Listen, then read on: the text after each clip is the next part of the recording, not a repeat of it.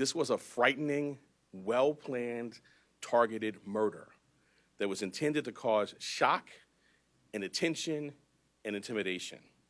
It occurred in one of the most bustling parts of our city, threatening the safety of local residents and tourists alike, commuters and business people just starting out on their day. Let me say a bit more about the charges. They include 1 count of murder in the first degree as a killing in furtherance of terrorism, 2 counts of murder in the second degree, 1 charging that the killing was done as an act of terrorism, and the second pertaining to the fact that the killing was intentional. The maximum penalty possible for murder in the first degree and murder in the second degree as an act of terrorism is life without parole. The maximum penalty for murder in the second degree is 25 years to life. There are additional counts as well.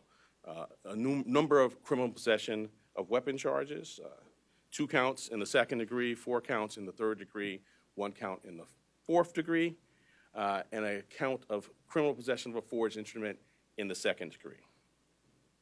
Let me tell you a bit about the facts.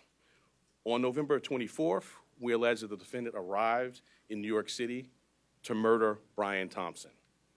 After the defendant arrived in New York City on a bus at Port Authority, he checked into the hostel on the Upper West Side using the name Mark Rosario with a fake New Jersey ID. On the morning of December 4th, the defendant left the hostel just after 5:30 a.m. and traveled to Midtown. For nearly an hour, we allege the defendant waited in the area near the Hilton Hotel, waiting for Mr. Thompson to appear. From 6:38 a.m. to 6:44 a.m., the defendant stood across from the entrance of the hotel on West 54th Street. When he saw Mr. Thompson, he crossed the street and approached him from behind.